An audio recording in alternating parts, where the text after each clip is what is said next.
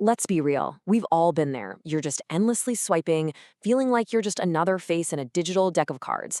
And you start to wonder, right? Is there a better way to meet someone? A way that feels, well, real?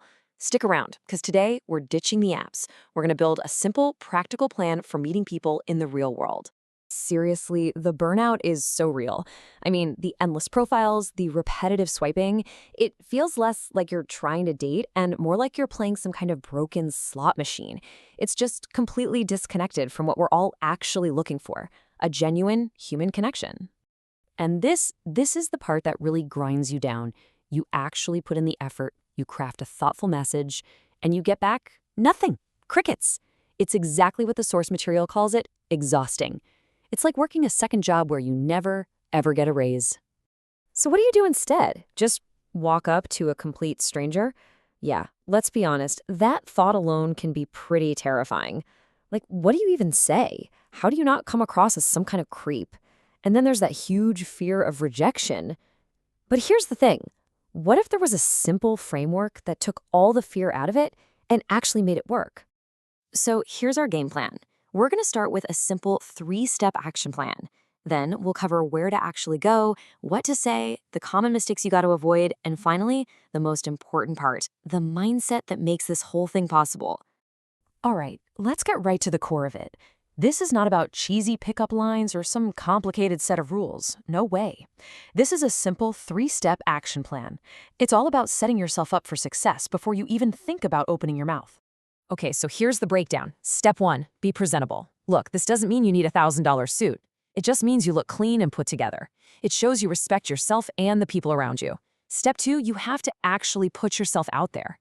This is the big mental shift. You gotta be willing to get off the couch, man. The right person is not gonna just knock on your front door. And step 3, find the right places. Don't just wander around aimlessly. You gotta be a little strategic about it. So let's dive into step 3. Where do you actually go? Most guys immediately think of a loud bar or a club, but honestly, those are high-pressure, expert-level environments.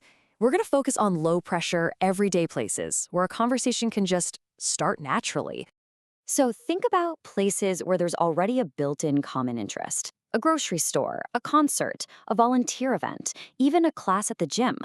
In these kinds of low-stakes places, people are usually more relaxed and open to a quick, friendly chat because there's a shared reason you're both there. It just takes all the pressure off. Okay, so you're in the right place, you're looking good, you see someone you might want to talk to. Now what? This is the exact moment most of us just freeze up. But the secret? Keep it simple and make it about the situation that you're in. Let's use a super practical example. The grocery store. It is the perfect low-pressure training ground. Why? Because everyone has a reason to be there, which gives you an instant built-in topic for conversation. Nobody's on high alert. Here is a perfect example from the source material. Excuse me, you seem to know what you're doing. Any chance you know where the good olive oil is? See how that works? It's not a cheesy pickup line. It's a light compliment, followed by a genuine request for help. It's polite, it's situational, and it instantly opens the door for a friendly conversation. This is what we call an icebreaker, and it's not about having some magical, clever line memorized. It's just about observing what's around you and asking a real question or giving a genuine compliment about something other than their appearance. Your goal is not to be clever, it's just to be normal and friendly.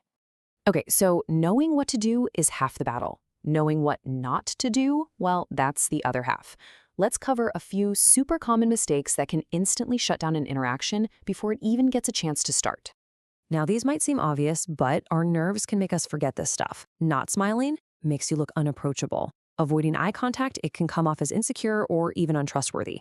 Inappropriate compliments are an immediate, massive red flag. And trying to rush the conversation or just being super tense, that just makes the other person uncomfortable. The key is to be relaxed and friendly, not like you're on some kind of mission.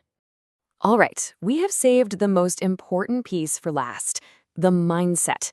Because let's face it, that fear of rejection is what stops most of us dead in our tracks. But here's the secret. Confidence isn't about knowing you'll succeed. It's about knowing you'll be perfectly fine even if you don't. Just look at the two mindsets here. On the left, you've got fear. What if she says no? This is a test I could fail. But on the right, you have a totally different perspective. Your goal isn't to get a date. It's just to practice being friendly. It's not a test, it's just practice. And rejection isn't failure, it's just redirection. It means you two weren't a match, and now you know. And that's actually a good thing. And this is the ultimate takeaway. If someone isn't interested, it is almost never a personal attack on you. I mean, they could be in a relationship, they could be having a terrible day, or they could just be busy. It's not about you. You just brush it off and move on. Every single time you try, it's a win, simply because you had the guts to do it. So to wrap this up, I've got a question for you. What is one small, totally manageable step you can take this week? It doesn't have to be big. Maybe it's just making eye contact and smiling at the barista. Or maybe you'll finally go find out where that good olive oil is. Whatever it is, drop it in the comments below. Let's hold each other accountable. If you got any value out of this explainer, do me a favor and hit that like button. It really does help the channel. And make sure you subscribe so you don't miss our next one. Thanks for watching, and good luck out there.